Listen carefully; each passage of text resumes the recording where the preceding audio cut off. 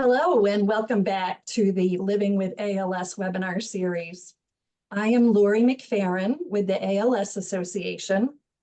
Today's presentation should be a nice follow-up to the Movement Matters webinar we had a few months ago.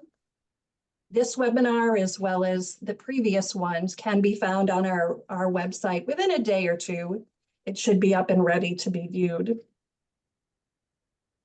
The place where you will find the webinars is you go to als.org and you can just put in the search bar Care Services webinars, and you should be able to find today's and previous webinars that you want to revisit or maybe haven't seen. I also want to offer just a couple of reminders. The Q&A and the chat features will be open throughout the presentation. That gives you a nice amount of time to be able to type out your questions if you choose to do that. We will hold off on answering those questions until about the last 10 minutes or so. At that time, we will also allow people to raise their hand if you prefer to ask your question out loud as opposed to typing it in. And then that one reminder that we do have a very brief survey. We love to hear back from you to let us know how we did today, but also what would you like in the future. And so once you close out today's webinar, that survey will be sent to you immediately. 3 quick, easy questions. Love your feedback. And that is, of course, how we determine what to bring you in the future. So without further ado, let me introduce, well, I'm going to start with Chelsea. And Chelsea, you can certainly introduce the rest of your team. These folks are joining us today to take maybe a bit of a more holistic view to wellness, even living with conditions such as ALS. So Chelsea, Emily, John, welcome. Thank you so much for that warm welcome, Laurie. And my name is Chelsea. I am the Strategy 2 Manager over the Wellness Promotion Programs at NCPAD, which is the National Center for Health, Physical Activity, and Disability. And I appreciate you all for having us on today. It's such a pleasure to be here. Emily and John, you can go ahead and introduce yourselves. Okay. I'm Emily Hornsby, and I am a mindfulness teacher in the Mentor program, Mindfulness, Exercise, and Nutrition to Optimize Resilience. Hey, I'm John Reams. I'm an exercise physiologist in the Mentor program. All right, we will go ahead and get into the webinar here. So we're going to be discussing the Mentor program. So that stands for Mindfulness, Exercise, and Nutrition to Optimize Resilience.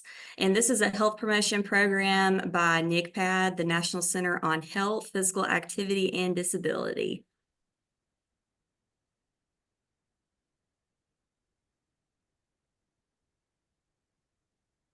So what is Mentor exactly? Well, Mentor stands obviously for Mindfulness, Exercise, and Nutrition to Optimize Resilience.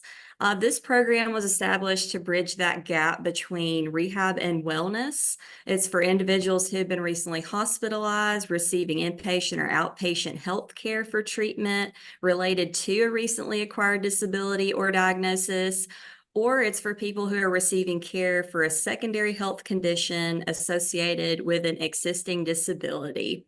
So this program under NCPAD is funded by the Centers for Disease Control and Prevention. So to be in the Mentor Wellness Program, there are some eligibility criteria. You just have to fall between the ages of 18 to 90. You just have to have a physical disability and also internet access. And for anyone that is over age 90, we can definitely assess if that person may be able to join the program with more information from them and their healthcare provider. And this program is no cost. Anyone can join that fits the criteria on this slide.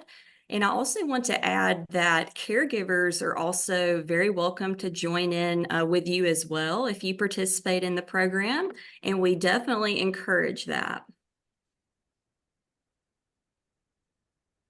So a huge perk of joining the mentor program includes getting a complimentary wellness box shipped right to your door. So everyone that joins will get their own individual box. We do have a participant workbook in the wellness box, and you also have access to a virtual workbook as well within an online portal we use called Get Healthy. So that is where the program is virtually delivered. Your Mentor Wellness Box is designed to be your wellness toolkit. It provides you with the necessary equipment to make the most out of your 8-week journey. The stability disc can be used in a seated position for added stability during exercise. You can adjust the inflation level for your comfort.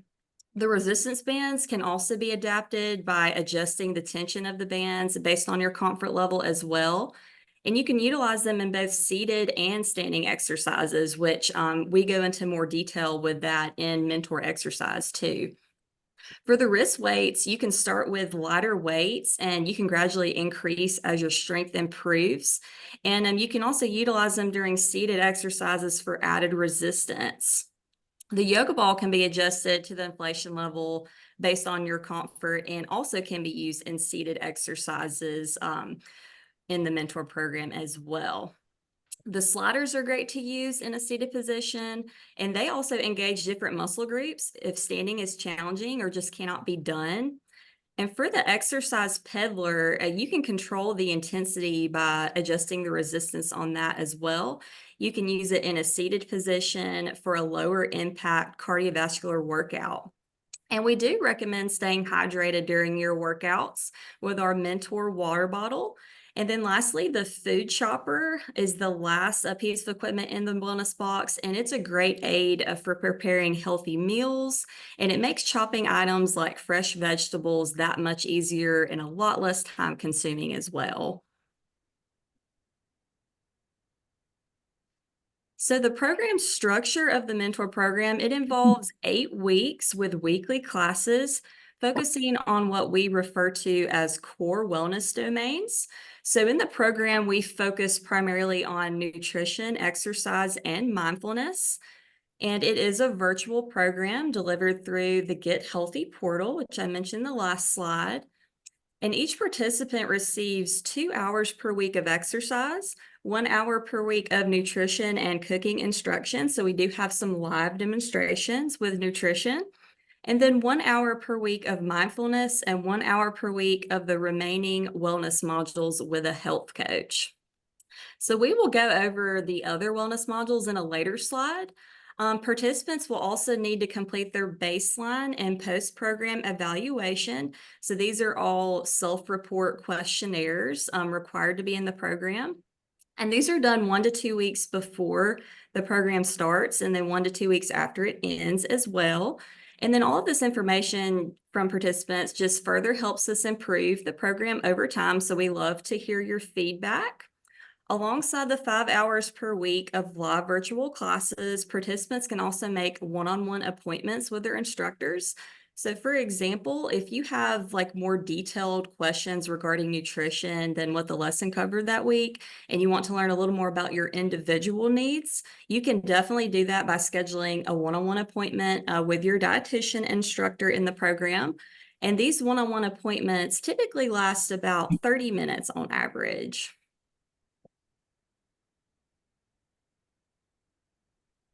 So throughout the mentor program, during the 8 weeks, you will attend classes through Zoom in the Get Healthy portal, chat and interact with instructors and other participants. And you also have access to resources of the topics that are taught in class. And I also want to add that our instructors are excellent when it comes to personalizing your experience as a participant. And they definitely enjoy sending credible sources to you if there's something you want to learn a little more about. And they can definitely get you those resources.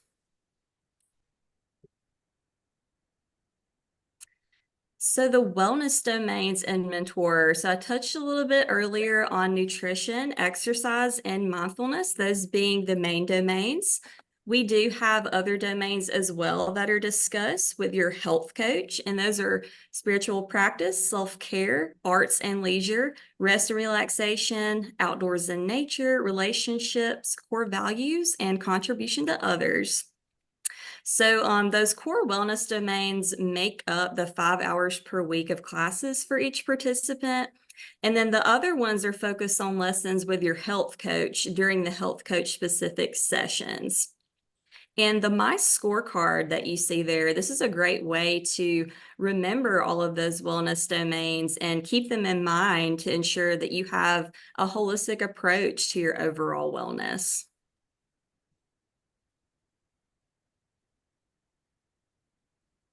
So next we have the weekly health coaching topics here.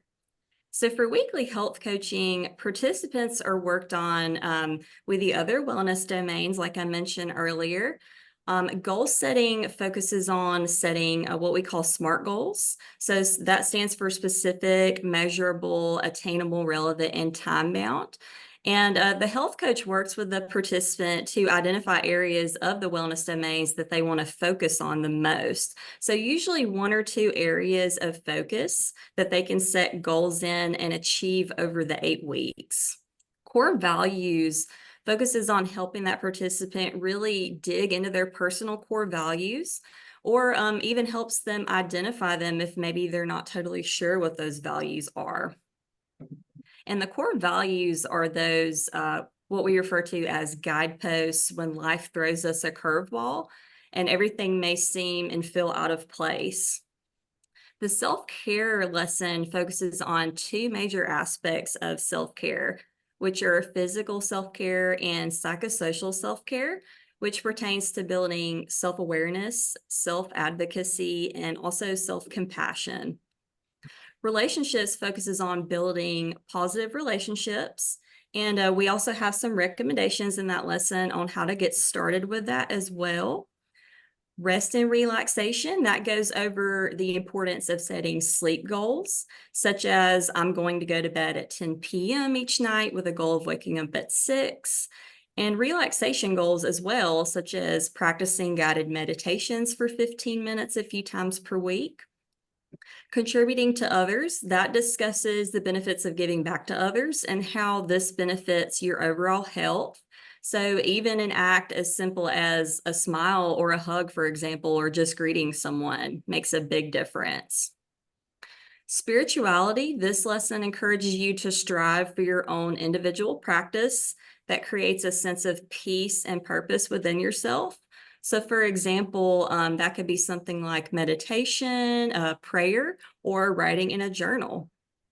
And then lastly, our arts and leisure lesson that encourages participants to participate in activities that they genuinely enjoy doing, and also encourages them to try new activities as well.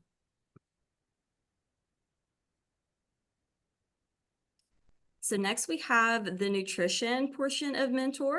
So for weekly nutrition class, these topics are discussed that touch on numerous aspects of nutrition and wellness. Nutrition basics involve topics such as learning proper portion sizes for different food groups and the importance of macronutrients. So proteins, fats, and carbohydrates, all of those are very important in your diet. Mindful eating, that focuses on learning how to deal with different food cravings, and it helps to transform a participant's relationship with food to a more positive one. The grocery store and labels lesson helps the participant learn to better navigate the grocery store and better understand those very confusing food labels, which can be very overwhelming for us when we're in the grocery store. Anti-inflammatory eating, this focuses on understanding acute and chronic inflammation and how nutrition plays a role in each of these. Heart health teaches about different types of fats, how they play a role in heart health, and then sodium intake as well. Fluids and fiber, that's about identifying the proper amounts of different forms of fiber and fluid to promote better gut health. Then we have calcium and vitamin D, focusing on identifying sources of these vitamins and minerals and how they impact your bone density. And then lastly, week 8, this is just like a recap of all the previous material that you've learned. And as a participant, you also get the opportunity to submit your own recipe and share it with the class during that week. So it's a really fun discussion time, to share a recipe that's special to you or that you just really enjoy eating. And I'm going to hand it over now to Emily as our mindfulness instructor. Thanks, Chelsea. So what is mindfulness? Mindfulness is a way of paying attention moment to moment without judgment to what's happening within and around us. It allows us to be in the present moment or in the flow of life by learning to become aware of our thoughts and emotions without getting caught up in or controlled by emotional reactions to our thoughts and emotions. With mindfulness, we ask questions like, how am I feeling now? And then, how am I feeling now? And what am I doing now? And we accept our feelings, sensations, and emotions without judgment. Experiencing the present moment non-judgmentally and openly can counteract the effects of stressors of the past or future that can cause depression and anxiety. So that's a little bit about what mindfulness is. So how can we get to be more mindful, in our everyday life? One way to do this is through mindfulness meditation. So what is mindfulness meditation? It's just a formal practice of mindfulness where you direct the focus of your attention in a deliberate way, and it's setting without judgment. That's a key point. Without judgment, you're setting aside a period of time to be with yourself and observe what arises without trying to change it or fix it. We're practicing being open, curious, and non-judgmental with our own experience. And through this practice of mindfulness meditation, we learn to be more mindful in our everyday lives, more in the present moment, more in the flow of life. So through meditation, we rest our attention on an anchor. That could be the breath, it could be bodily sensations, it could be sounds, it could be imagery. And not if, but when we start thinking, and feeling emotions, we acknowledge that, we become aware of it, first of all, and acknowledge it without judgment, and then let it go, like a cloud in the sky or a wave in the ocean, and return back to our anchor, whether that's our breath, our bodily sensations, imagery, or it could be a phrase or mantra, that's very special to you. So in the practice, we learn to just observe. We learn to become the observer of our waves of experience, our thoughts, feelings, and sensations, without letting them create other thoughts and emotions.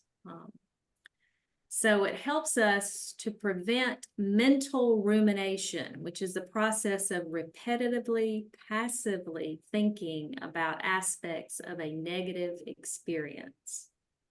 Rumination is one of the main psychological components that sustain depressive thoughts. And so meditation helps us to move our focus from the depressing loop to observing and accepting this mental process without being trapped in it.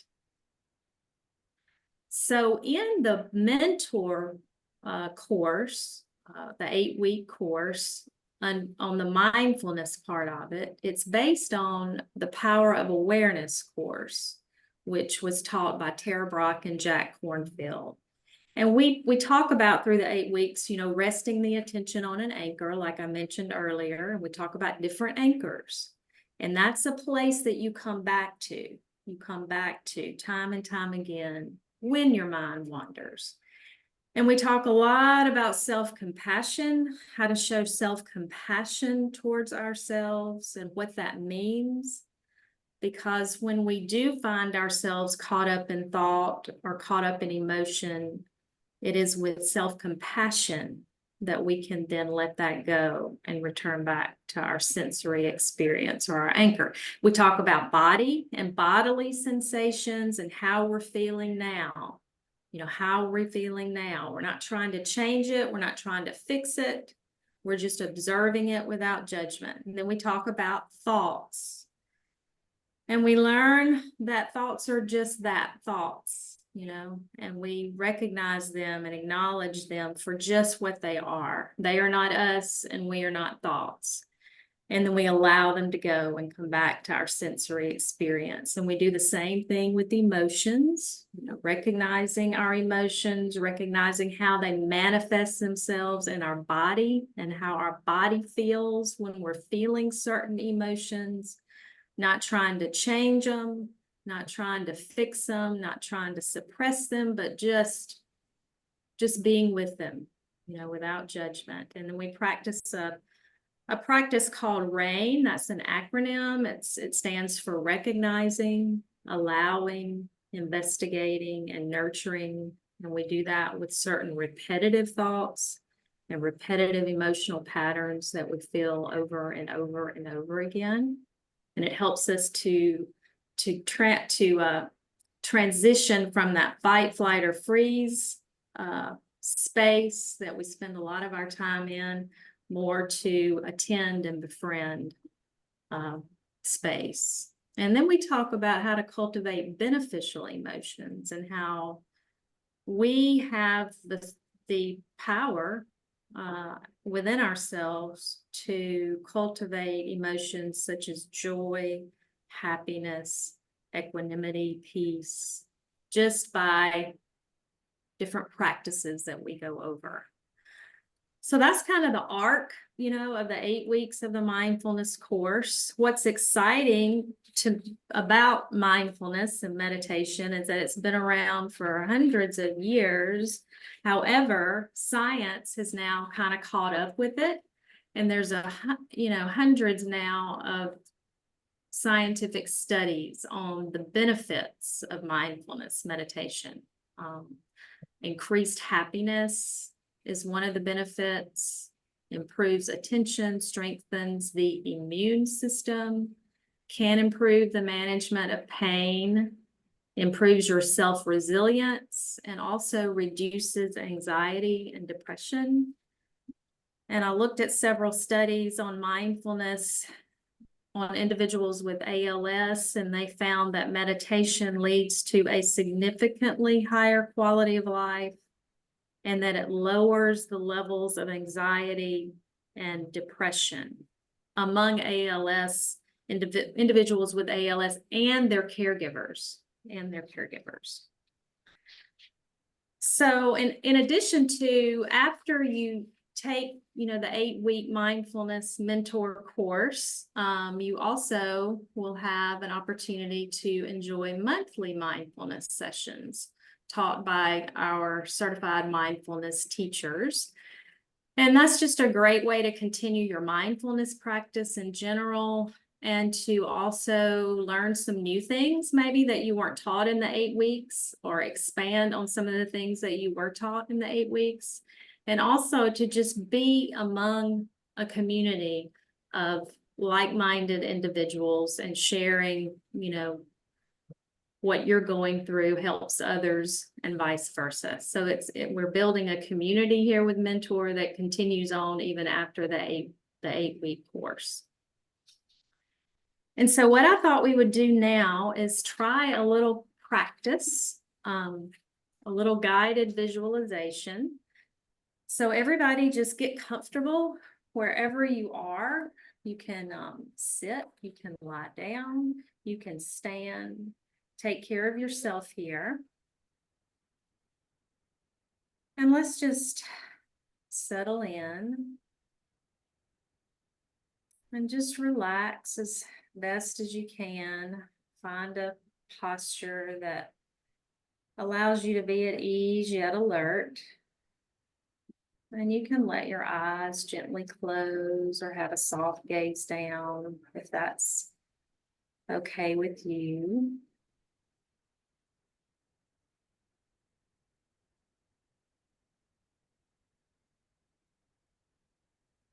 And what I'd like for you to do now is just bring to your attention some place that you love, some place that you've either been before or would love to go to that you haven't been. This is a place that brings you peace, ease, joy, comfort, and safety. And just transport yourself to this place that you have brought to your attention. Could be the mountains, it could be your backyard, it could be a swimming pool, it could be the beach, it could be a park, it could be a sanctuary or temple. Just wherever is the place that you love the most, just find yourself transported there.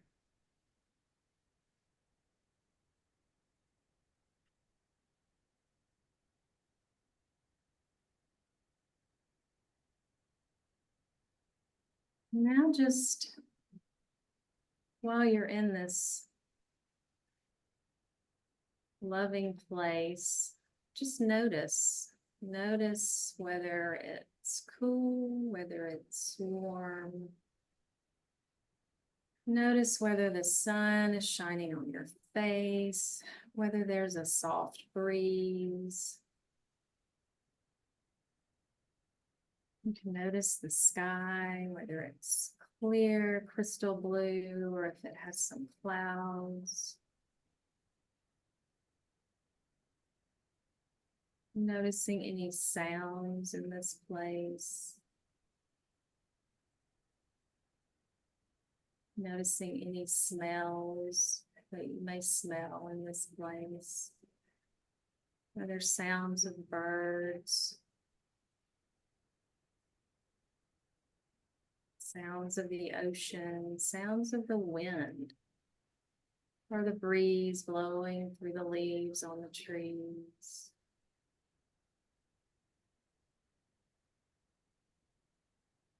Noticing if you feel the wind against your skin or the cool or warm air.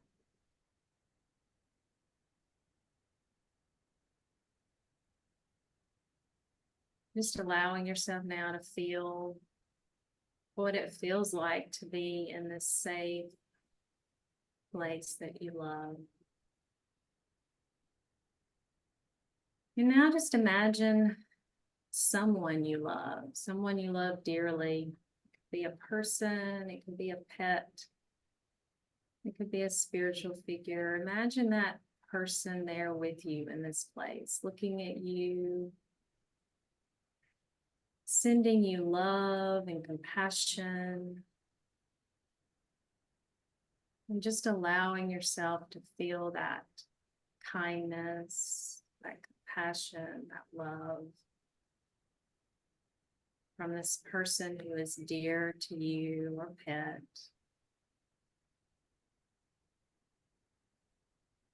Just allowing yourself to savor that feeling, allowing it to wash over you from your head to your toes.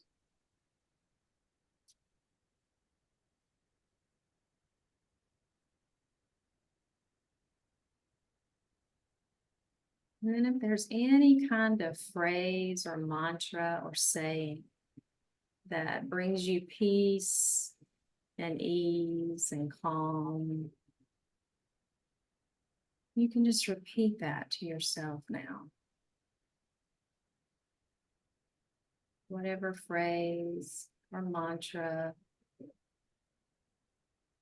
resonates with you, just allow yourself to experience this love and peace in this beautiful place that you've transported yourself to.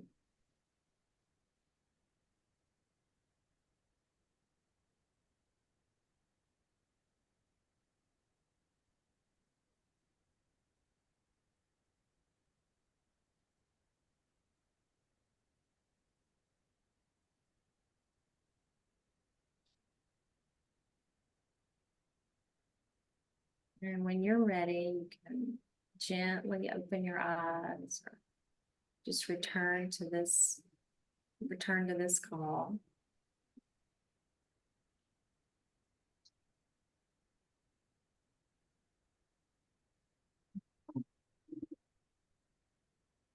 Thank you.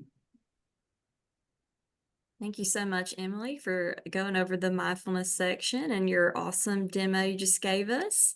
So I'm going to go back into the PowerPoint. Can everyone see the PowerPoint? Yes. Okay. It looks like we're seeing the presenter view. Oh, hang on. Sorry about that. Let's see. I clicked the wrong one. Okay, what about now? Yep, looks good. Perfect.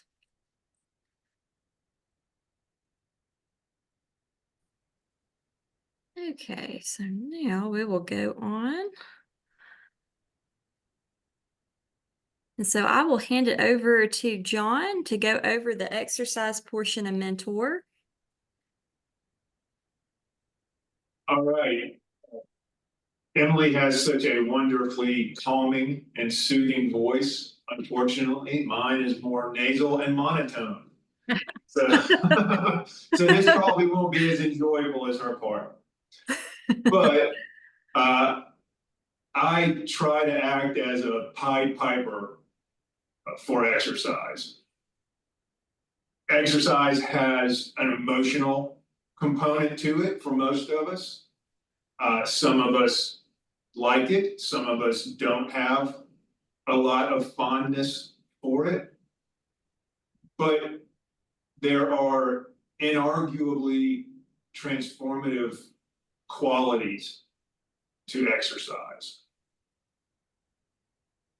Multitudes of emotional, mental, physical aspects, and products of engaging in exercise on a regular basis. And looking at some of the questions in the Q&A and some of the chat submissions, it brings up an interesting point that with Mentor being, or with Mentor not being a condition-specific program, participants in Mentor do have, as Chelsea said, access to us, the instructors, in regard to tailoring portions of Mentor a little more to suit individual needs. That speaks in regard to exercise because people living with ALS have a distinct goal when it comes to exercise. And that goal is maintenance. And really more than maintenance of any particular style of exercise, I try to approach it more from the standpoint of maintenance of independence.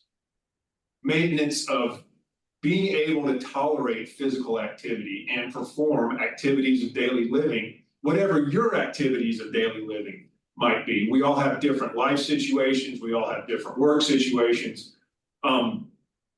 So whatever those activities of daily living that you consider to be the constituents of your life, the goal in exercising is to help maintain as much independence as possible within those activities of daily living. So with Mentor exercise, we begin with week 1, focusing on posture, breath work, and flexibility. Week 2 begins to look at muscle maintenance. Week 3, cardiovascular respiratory exercise and a focus on the muscles of our core. And then week 4, we begin looking at muscle maintenance using forms of resistance. Obviously, that's going to be specific to where in the progression of the condition any of us as individuals might be. That's going to shift the focus again. But hopefully, at that point, within the 4 weeks of becoming more active or engaging in different ways to be physically active, it helps to solidify the goal of, and really the purpose of any of us and all of us engaging in exercise at whatever level and through whatever styles we feel are appropriate for us as individuals. There's no expectation of a camera being on or off during the exercise sessions, whatever you're comfortable with. There's no expectation of anyone moving at the same pace that you might see me moving at when I'm doing a workout demonstration with you guys. There's no expectation of you're moving with the same range of motion that you might see me moving with. You may have a greater range of motion than I have available to me in certain areas. You may feel that it's appropriate for you to move a little more quickly than you see me moving during certain demonstrations. Again, it's really focusing on whatever you deem to be appropriate for you as an individual. And then for the remainder of the 8 weeks, we really begin to take a deeper dive into ways to accomplish these different styles of exercise. And we're going to look at a couple of them today in just a few minutes. We're going to look at some dynamic flexibility, some breathing mechanics, and a combination of cardio and muscle maintenance through boxing. We can go to the next slide. Chelsea, if you don't mind. So this is just a little bit of a visual representation, posture, breath work, and coordination. Posture is the foundational component of physical activity and exercise. For the most part, the goal here is to be able to engage in physical activity with a reduced risk of injury. And we can go to the next slide. Muscle maintenance.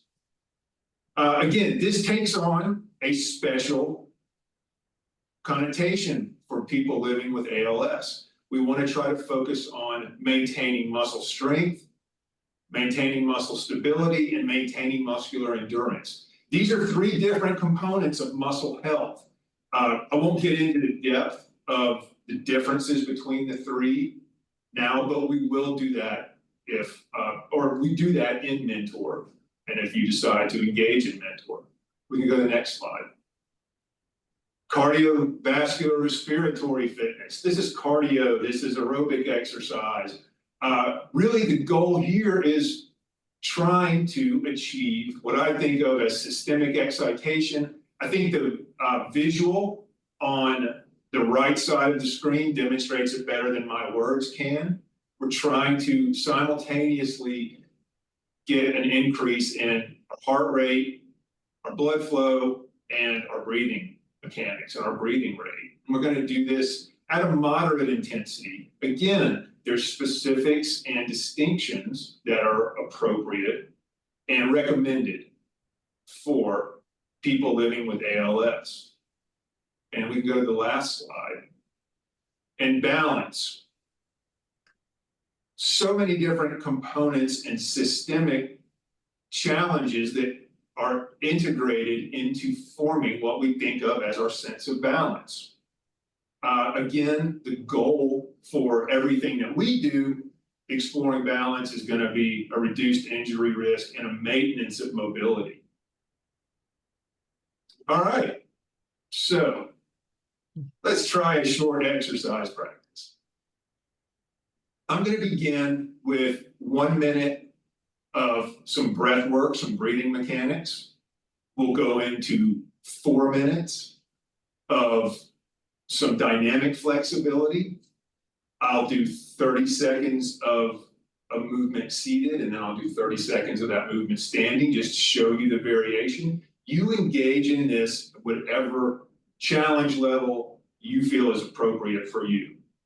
But as with all the exercises that we'll engage in during Mentor, I'm going to show you seated versions. I'm going to show you standing versions. And during the workout sessions, I will also show you supine, meaning laying on your back face up versions, and prone, laying on your stomach face down versions. For any of us that find exercising maybe on the floor or exercising in a bed is preferable.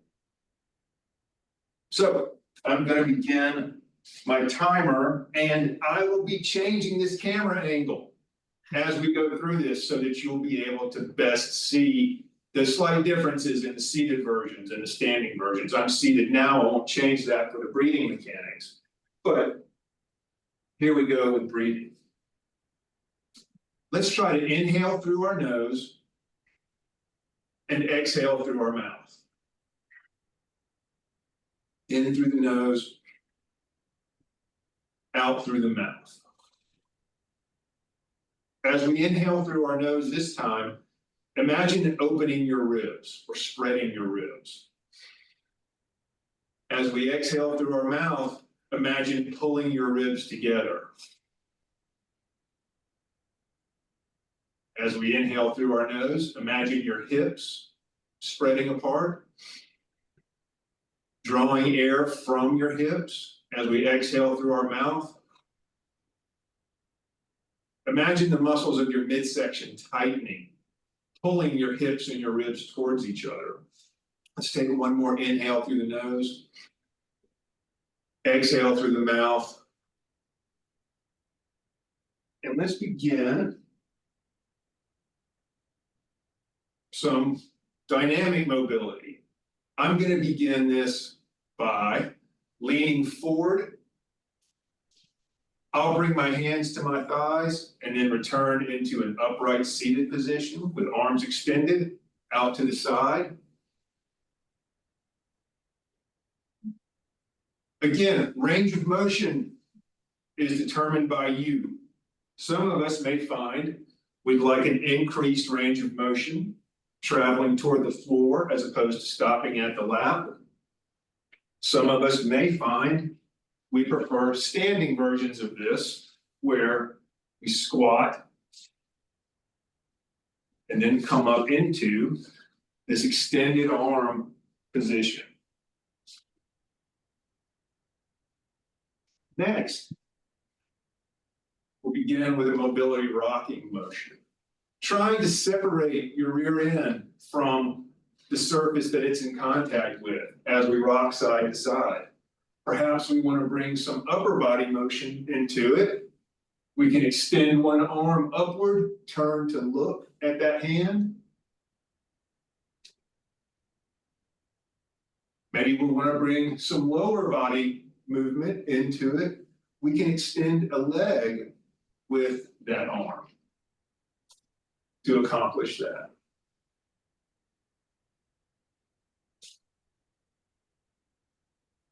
Increased range of motion, maybe one hand toward the floor with the leg included, maybe without the leg, maybe not touching the floor.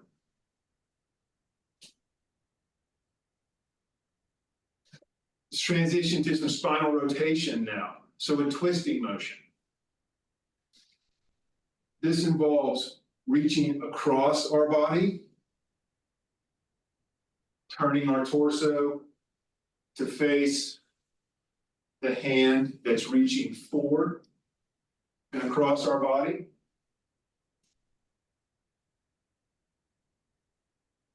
Standing version of this, not terribly different. We would include maybe a toe up on the back foot. So here, we're bringing dynamic flexibility, balance. We're bringing some core muscle excitation into the movement.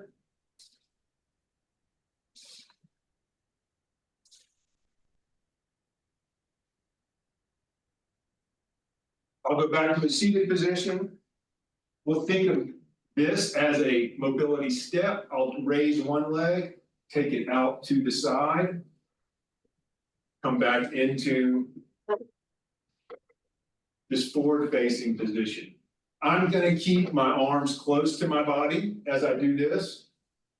I want to rotate my upper body.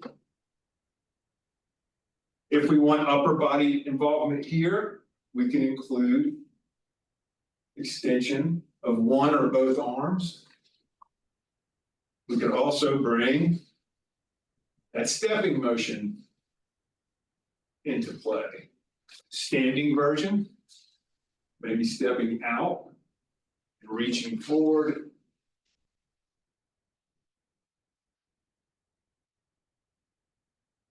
So, point being, multitudes of different options.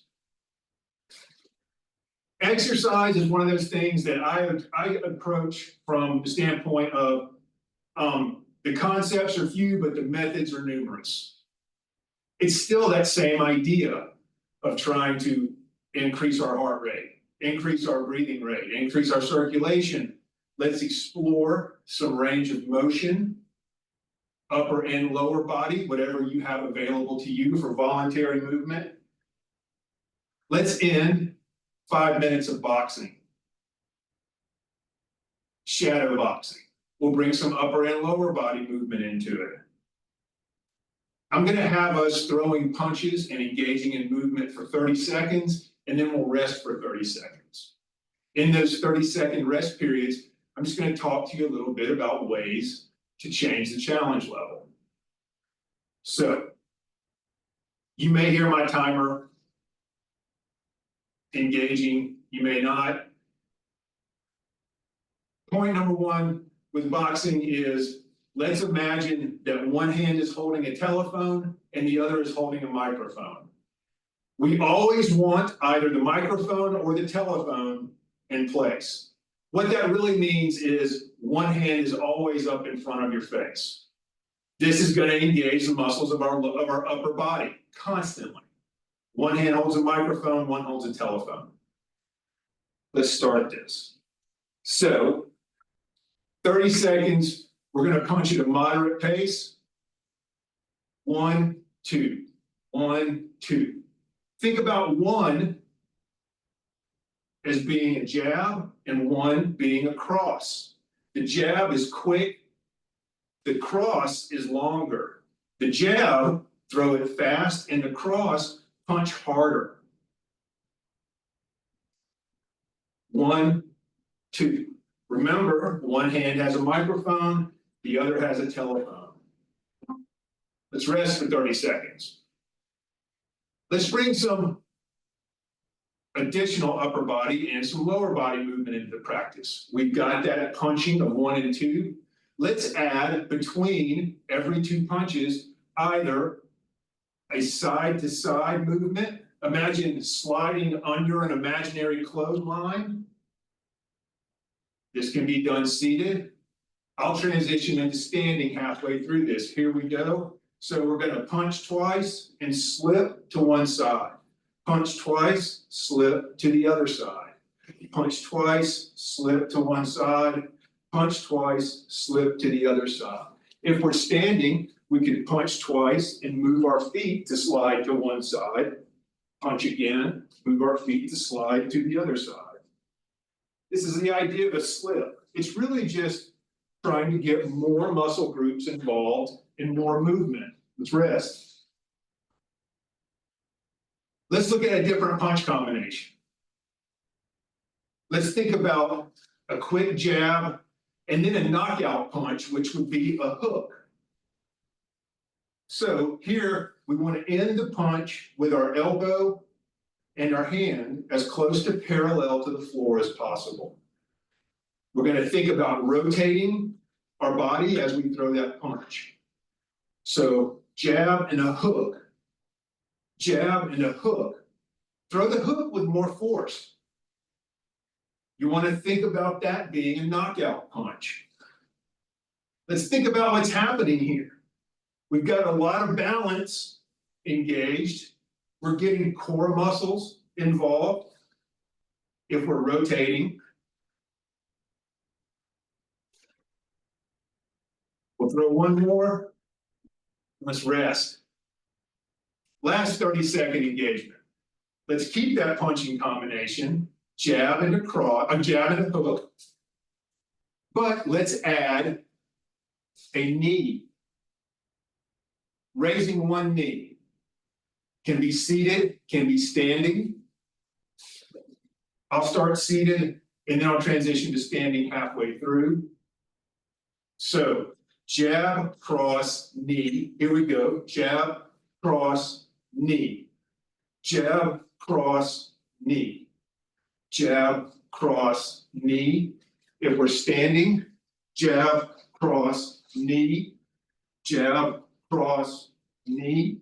Hook, sorry, jab, hook, knee. Almost there, jab, hook, knee. One more, jab, hook, knee. And I'm gonna stop there so we have 10 minutes for Q&A.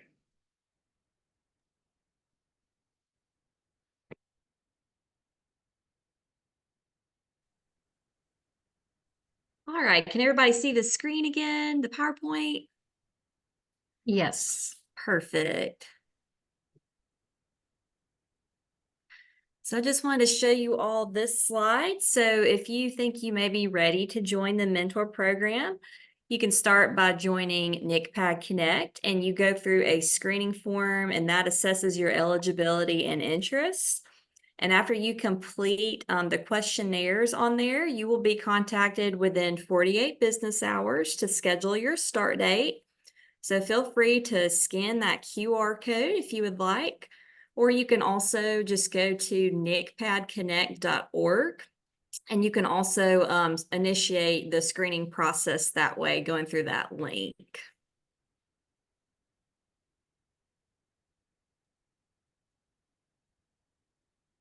And if you have any questions at all, maybe you're still kind of on the fence about joining Mentor and you just need to maybe ask a few more questions, feel free to email us at NCPAD, that's NCHPAD @uab.edu. Or you can also contact us by phone as well. And that number is 1-866-866-8896. So we'll be happy to answer any further questions that you have and get you going in the mentor program.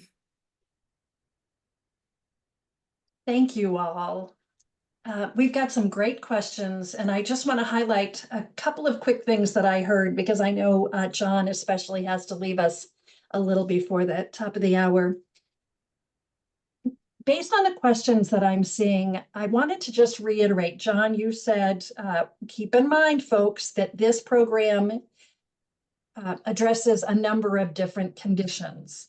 So someone living with ALS could be joining, but then someone with one of the other qualifying conditions can join as well. I remember when we were first talking about this, John, you made a really great point of we want people to have some autonomy. We want people to make the right decisions for them. And back to John saying, you don't even have to turn on your video if you don't want to, but we want to help you find a place. So I didn't know if you wanted to talk anything more about kind of a mixed field of folks before I get to the questions. Yeah, I think you summed it up really well. The purpose being to help everyone find some sustainable styles of exercise that are appropriate by definition for them as individuals. There's a Q&A that is asking, or it's posing the idea of, my arms are too weak to box at that height. Should I try the best I can? Absolutely, you've already got it. That's the idea. Another one stating when I was diagnosed in 2012, they were told that exercise would not help. Seems that thinking has changed. We are in a current state of the science around exercise and nutrition and mindfulness that we have progressed away from that thinking, and not in terms of it fixing anything or curing anything, but again, more toward this idea of maintenance and trying to retain as much independence in activities of daily living as possible. And the last part of that question, the person says that the examples that I just provided made them tired. And they're posing the question of how active do we get throughout the 8 weeks? As active as you would like to be. Again, there's no expectation of there's nothing performative about Mentor.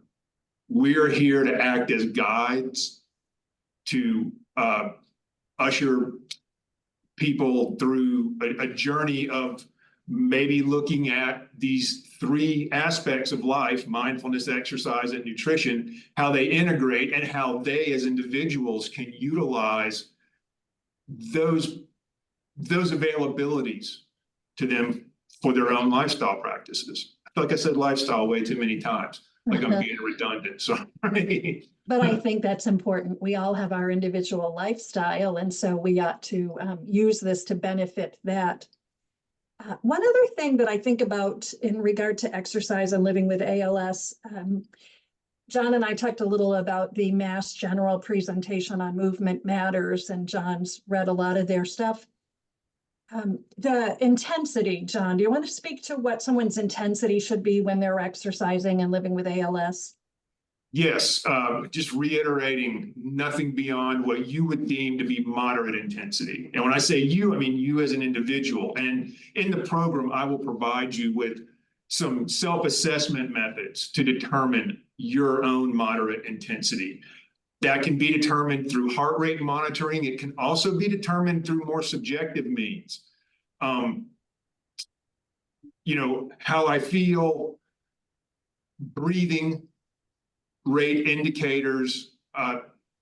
They're not super deep, but it's probably, I don't want to take more time than I don't want to take time away from Emily or Chelsea or anyone else's questions by going into that, but absolutely nothing greater than moderate intensity is the recommendation at the current time. Right. 2 years from now, that might be different. Again, we're in a wonderful time in human history where science is moving very quickly. And that we just keep learning that exercise has so many benefits, both to our emotional and physical health. There are some questions about how to sign up, and I know that you shared the QR code. For the individual who's asking about, you might need some additional information in order to sign up, feel free to put, if you stay and fill out a survey, use your email and we can get you additional information. So if you're having any trouble with the QR code, just indicate in the survey, here's my email address, please get me more information. There's a really great question about nutrition and is there guidance for enteral tube feedings? And so I definitely want for Chelsea to answer that, but I want to remind folks, nobody wants this to replace your multidisciplinary clinic visits. This is just another approach for your toolkit and living well. So pay attention to what the clinic is saying about enteral feedings. But Chelsea, maybe you want to just address that question in your program. Yeah, absolutely. Yeah, Laura, you pretty much covered it there. Obviously, you know, we're not doctors, we're not nurses, we don't have those medical titles. So we do recommend you talk with your doctor first or your medical professionals. But definitely our nutritionists do give guidance in regards to those types of things. Now, the depth of guidance, I'm honestly not quite sure of, but you can definitely set a one-on-one appointment with your dietitian in the program and, you know, discuss aspects of that topic with them. And even if they can't give you exact guidance on it, they can lead you in the right direction for sure. That's wonderful. And Melissa, thank you for your note in the chat that one-to-one can be used to help determine specific individualized needs. Dennis asks, what is a good source to learn to meditate non-religious? Emily, you might have some thoughts about that.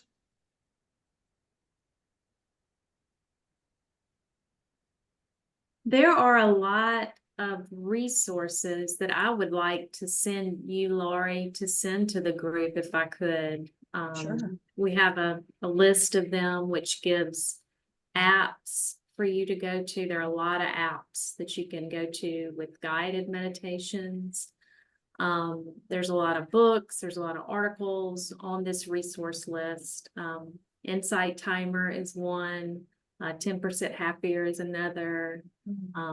Insight Timer is an app that has been life-changing for me, says Natasha. So there Nice. are a lot of apps and a lot of articles that I will send you, Laurie. If you could get that to the group, that would be fabulous. Yes, and again, anybody who wants additional resources, just complete the survey because I don't have a quick, easy access to email addresses for people who have joined. So fill out the survey, include your email address, and let me know what you're looking for, and I will get you any information that I have. There was a question about how can I receive the wellness box? People would sign up for you. Yes, you have to sign up to be in the mentor program. So you have to Okay. answer those questionnaires, those initial questionnaires, and then we will send you a wellness box out. Okay, and I know that there was something in there. I don't know that it's been addressed. Are these, is the program at a set time all of the time, or do people have options? There are options. So there's a variety of class times available, and we will assign you to those different class times. So for nutrition, mindfulness, exercise, and then also your health coach sessions as well. So you do have some options there. So usually we have some morning and then some later afternoon times too. Excellent. And I know that we're right at the top of the hour, and I think that we've gotten to all of the questions. So I want to thank you. I know that John had to leave. John had another commitment right at the top of the hour. Chelsea, Emily, John, thank you all for your insight. It sounds like we can reach out to you with more questions. So if people are looking for more information before you're making any kind of commitment, don't hesitate to reach out to your clinic team as well to ask, does this seem right for me? I thank you. I look forward to connecting with all of you for additional programs in the future. I'm going to ask everybody who joined us today to just please answer the 3 quick questions in our survey so that we can share whether we've kind of met your needs for today. And I definitely will pass that on to our presenters as well. And to share your email address if there is anything additional that you're wanting after today's presentation. So wishing everyone a great afternoon and thanking Chelsea, Emily, and John once more. Take care. Thank y'all so much for having us Thank today. you. We really appreciate it. Thank you very much.